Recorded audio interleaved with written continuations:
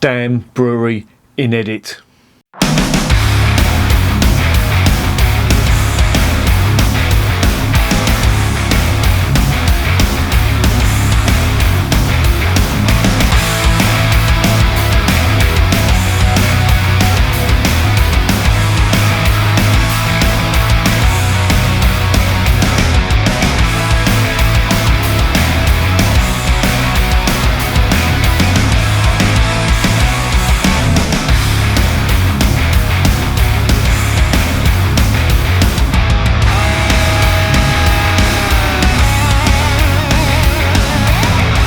And remember, life is too short to be drinking shitty beer. Welcome to another edition of Bands, Bikes and Booze Reviews. I've done a job round the house for the missus and I've split my thumb open. Moral of the story, don't do anything for your missus. It'll only end in tears.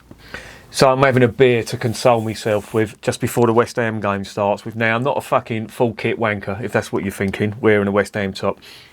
This was the last time we fucking won something wearing this kit. So, well, not wearing this kit, wearing the away version of this kit. So, yeah, why not? All my other fucking good luck charms have failed, so why not try this one? If anybody's got any complaints about me wearing a West Ham kit, just write it down on a £50 note, send it to the usual address. Anyway, more on that later. So yeah, I fucking split my thumb open. Fucking pain in the arse. And I don't know whether I'm doing the right thing here, because I've got a bottle of this stuff. This is the Inedit. Now this is from Damm, or the Damm Brewery. Now if they sound familiar, I've done a couple of their reviews. I did the Estrella Damm. Surprisingly good beer. And I did their gluten-free beer, which was okay, but you've always got to, in my opinion, I think you've got to make little compromises with gluten-free beer. It's processed, you know, to get that enzyme out of the wheat or the malt or the gluten content, which causes the allergies, etc. So you're always going to be sort of compromising on that one. So I just looked at this and I thought it looked really good. From what I can gather, it's a Belgian style witbier that's designed for food. And I thought, oh great, brilliant, I'll give that a go, because I love witbier. And then I thought I always do a little bit of research before I check out these beers, and I always usually go to the brewery website just to see what they say about it, because you know there's information on there that you don't get in the descriptions from a lot of the online beer retailers or the supermarket websites. The supermarket websites just basically copy any old stuff, usually the stuff from the brewers, but you don't get the full spiel. Anyway, I had a look on there and fucking alarm bells are ringing. This was brewed in conjunction with the Damm Brewery, Damm, but also a fella called Ferran Adria, who's he's won the most awards as a chef in the world. Now, you know my opinion on awards. Award! Award! Yes, award! Father. Award! Yes, Award! Father. Award! Yes, Award! Father. Award! Yes, Award! Father. There you are. Right! And why a chef is trying to brew beer or give you recipes for beer, I don't know. But it will all come clear in a minute, because this beer is designed for food. And I suppose, in his wisdom as a chef, he's saying what sort of flavours go with which. So I can sort of see that. But I don't know, maybe I'm just an old fucking miserable git that just doesn't get, you know, inviting a chef to, you know, poke around with beer. But that's not the worst of it. I could live with that. But you know what else these fuckers have done? They've got sommeliers involved. Now, if you don't know what sommelier is, it's someone who brews wine. Now, I don't know about you, but I fucking hate wine. Wine is drunk by neurotic women and French blokes, either of which you do not want to be around if you're a normal geezer. Now, I don't care whether that's sexist, whether it's fucking xenophobic, it's the fucking truth. I am sort of half joking, but I fucking hate wine. I can't stand the shit. I have serious doubts about any geezer that drinks wine, and not being funny, but if there's any fucker, any bloke that comes out with me and wants to drink wine, it can fuck off. The entire British Empire was built on cups of tea. Because I'm not having a geezer drink wine in my company when I'm in a pub. It just sets the wrong fucking tone. I'm not having it. And I've had it before with mates where they've, you know, tried to wind me up, ordered bottles of wine and stuff, and I just lose it. So, to coin a phrase, I get triggered by blokes drinking wine. It's just fucking wrong. Anyway, rant over. But them fuckers have made this, so if this is shit, I'll know who to blame.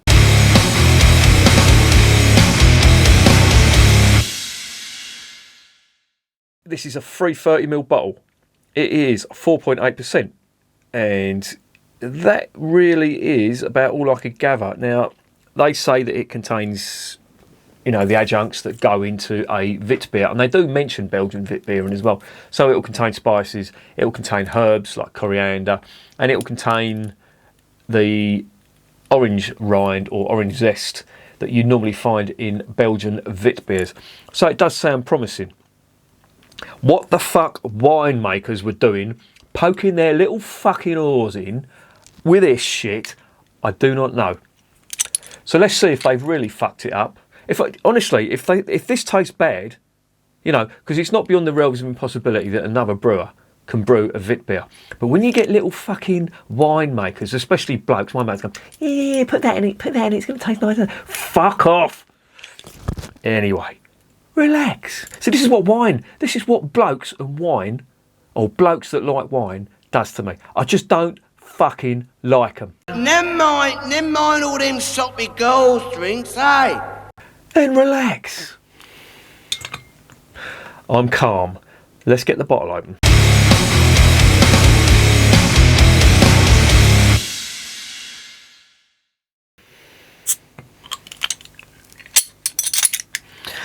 Oh, there's the cap. It's a gold star.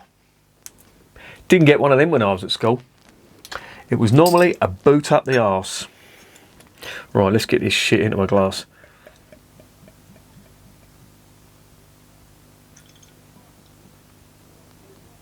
Well, I'm not going to pour it all in. Right, well, it's a gold sort of colour, yellowy colour, quite hazy on there. What are we getting on the nose? This smells immediately. It smells cross between a lager. There's a lot of malt in there, but I'm also getting some wheat as well from that. Oh, and there's the orange zest, the spices. There's pepper on there, and the orange peel, and there's clove as well. I'm getting that. Interesting. You may be off the hook here, Inedit Damm, but the proof is in the tasting. I ain't tasted it yet. Now, I wonder if there will be some sediment at the bottom. I want to get the whole lot in there.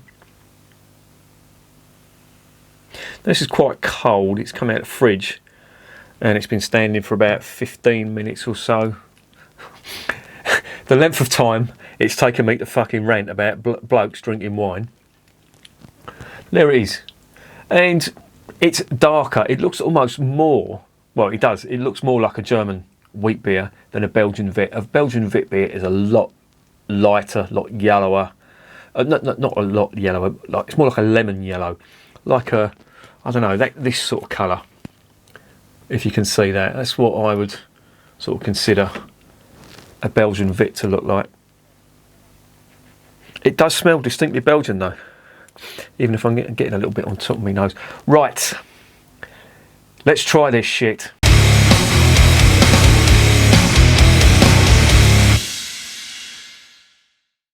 I don't know how to say it in Spanish, so I'm just going to say, you good elf.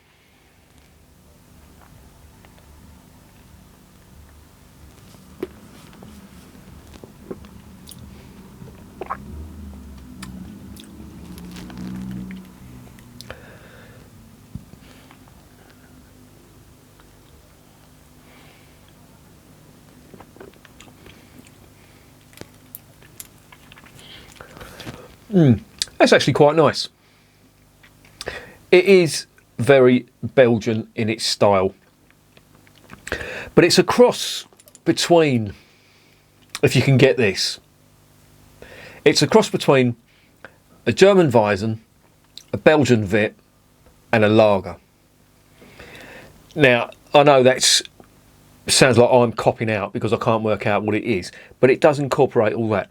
I'm getting a lot of wheat on that, which is more wheat than I would expect from a Belgian Wit. It's the sort of wheat you get on a German Weizen or Weissbier, depending where it's coming from. But there is a drinkability and body of it which has reminded me of lager. So there is malt on here, there's wheat, you've got your spices in there, and then, you know, to top all that off, when I mentioned spices, you have got the clove, you have got white pepper, and then you've got herbal notes of coriander, and then you're just getting that all combined together, and it's producing quite an interesting drink.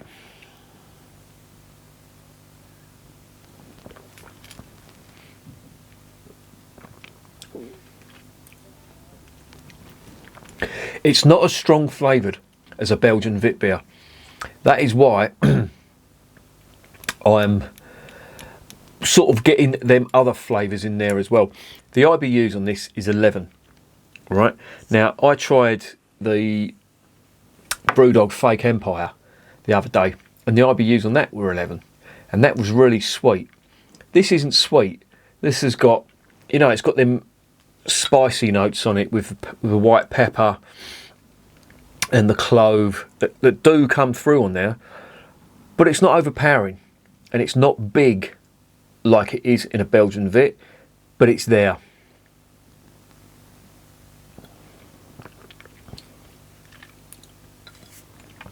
There's more, I'd say, floral notes on this as well. It's like, I wouldn't say perfumey, but it has got that type of floral sort of note that runs through it, which is not unpleasant. But what does it for me, it's got the body and drinkability of a German Weizen and a lager combined, if you can imagine that. And it isn't bad, I have to say.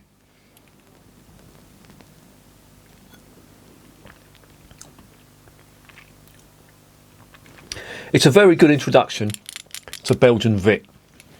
So, if you've got a lager drinker now, I know it's hard trying to get some people into beers and all that, but this is like a toned down Belgian Wit with the drinkability of a lager and a wheat beer combined.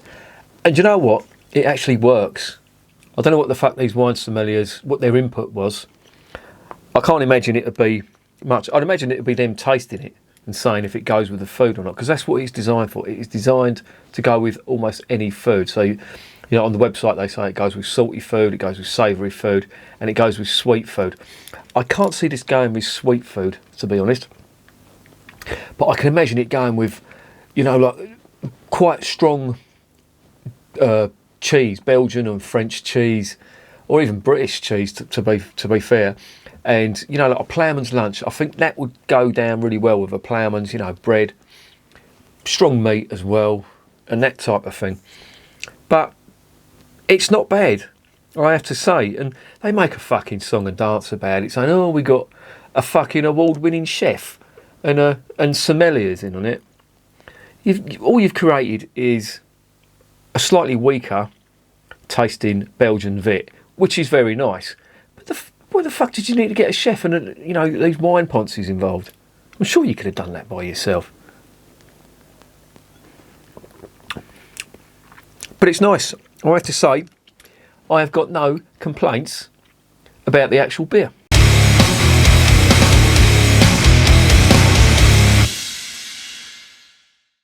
So what's the verdict on Damm Inedit? Very nice, I have to say. I'm impressed.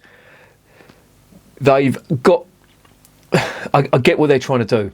This is like a weaker flavoured Belgian Wit beer.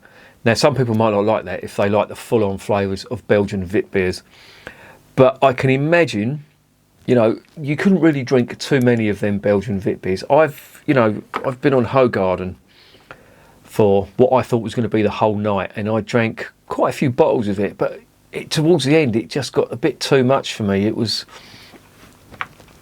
like a Weizen. I could drink Weizen all night, but just the Belgian witbier, it's just there's a bit too much spice and clove going on in there, and it sort of puts me off. It hasn't got the drinkability.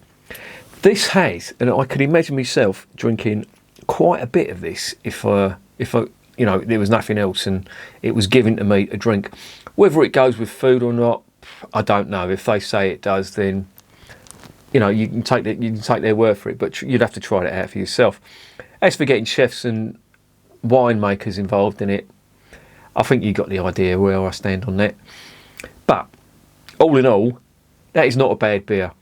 I'm going to give it an 8 out of 10 because I quite like that. Now, that is the second beer that I really like from the Damm Brewery. They're based in Barcelona in Spain.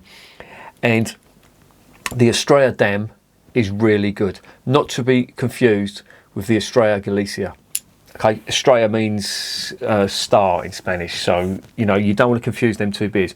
The Estrella Galicia, I didn't think was that great. Really wasn't impressed, but the Estrella Damm was really good. And this stuff, I have to say, is really nice. It's a nice introduction to a Belgian wit beer, or it's wit beer light mixed with German wheat beer and what I can discern as a lager type drinkability to it. But it's really nice, yeah. 8 out of 10, recommended. And remember, beer is working class champagne.